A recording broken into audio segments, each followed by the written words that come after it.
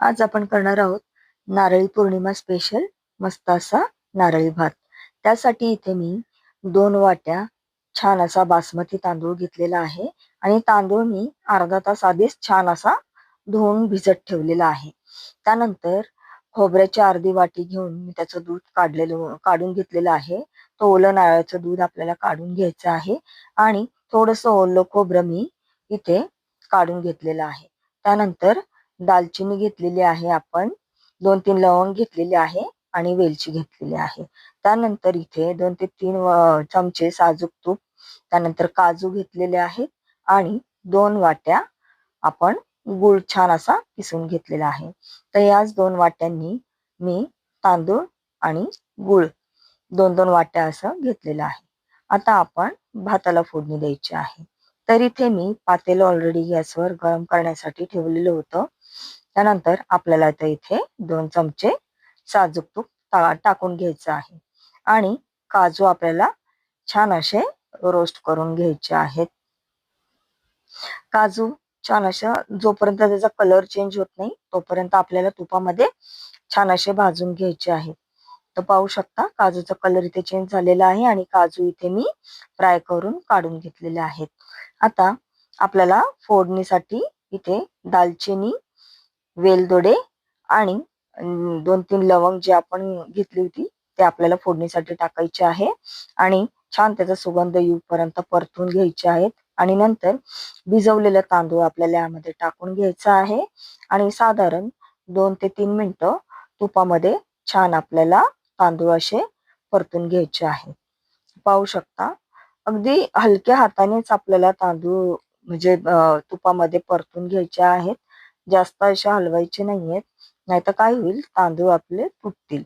त्यासाठी हलक्या हलक्या हाताने 2 ते 3 मिनिटं छान असं तुपामध्ये आपल्याला तांदूळ व्यवस्थित असे परतून घ्यायचे आहे। तर पाहू शकता 2 ते 3 मिनिटं इथे झालेली आहे आणि तांदूळ व्यवस्थित असं मीडियम फ्लेम वरतीच आपल्याला परतून घ्यायचे आहेत। त्यानंतर जे नारळाचं दूध आपण काढून घेतलं होतं ते संपूर्ण आपल्याला टाकून घ्यायचं आहे आणि यामध्येच आपल्याला भात हा शिजवून घ्यायचा आहे। तर भात शिजण्यासाठी जर नारळाचं दूध कमी पडत असेल तर थोडंसं तुम्ही त्यात पाणी देखील टाकू शकता आणि त्यानंतर मीडियम फ्लेम वरतीच आपल्याला तांदूळ जवळजवळ 80 ते 90% आपल्याला शिजवून घ्यायचं आहे। पूर्ण असा भात एकदम शिजवून घ्यायचा नाहीये। तर पाहू शकता 80 ते 90% इथे जवळजवळ भात आपला शिजतच आलेला आहे। तर भात जवळजवळ ऑलमोस्ट इथे आपला शिजलेला आहे। तर इतक्याच प्रमाणात आपल्याला भात शिजवून घ्यायचं आहे। त्यानंतर छान असं नारळाचं फ्लेवर भातामध्ये यावं यासाठी जे खोबरं थोडंसं मी ओलं किसून ठेवलेलं होतं ते खोबरं आपल्याला यामध्ये टाकून घ्यायचं आहे आणि किसलेला गूळ जो 2 वाट्या आपण किसून ठेवला होता तो संपूर्ण गूळ आपल्याला भातामध्ये टाकून घ्यायचा आहे आणि अगदी हलक्या हलक्या हाताने आपल्याला व्यवस्थित भातामध्ये गूळ असा मिक्स करून घ्यायचा आहे आणि अगदी मीडियम फ्लेमवरच आपल्याला करायचं आहे। तर जसजसं गूळ वितळत जाईल तसतसा भातामध्ये गूळ व्यवस्थित छान असा मिक्स होईल आणि राहिलेला जो थोडासा भात आहे तो त्यामध्येच आपला छान असा शिजला जातो। तर पाहू शकता अगदी हलक्या हलक्या हाताने इथे गूळ देखील वितळायला सुरुवात झालेली आहे। तर अगदी मीडियम फ्लेम वरतीच आपल्याला भात ठेवून द्यायचा आहे।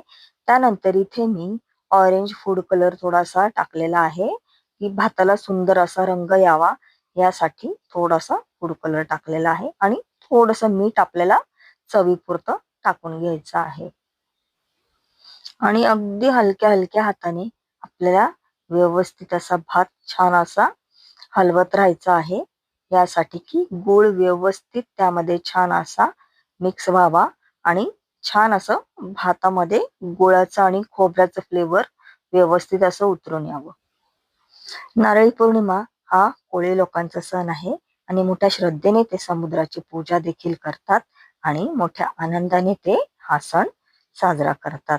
तर अशी आपण मस्त नारळी भाताची रेसिपी आज बनवलेली आहे।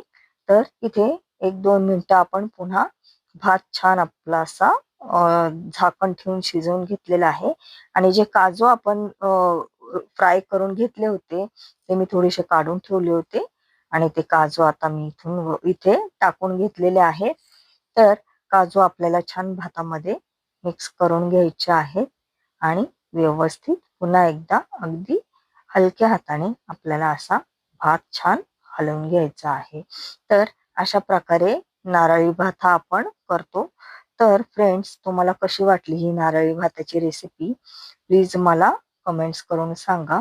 आणि खरोखर माझी ही रेसिपी तुम्हाला आवडली असेल तर माझ्या रेसिपीला नक्की एक लाईक करा आणि माझ्या चॅनलला देखील सबस्क्राईब करायला विसरू नका. तर चॅनलला सबस्क्राईब करायची प्लीज कंजूसी करू नका. तर तुम्हाला फक्त बेल आयकॉनचं एक बटनच दाबायचं असतं, बाकी तुम्हाला कुठलेही कष्ट घ्यायचे नसतात.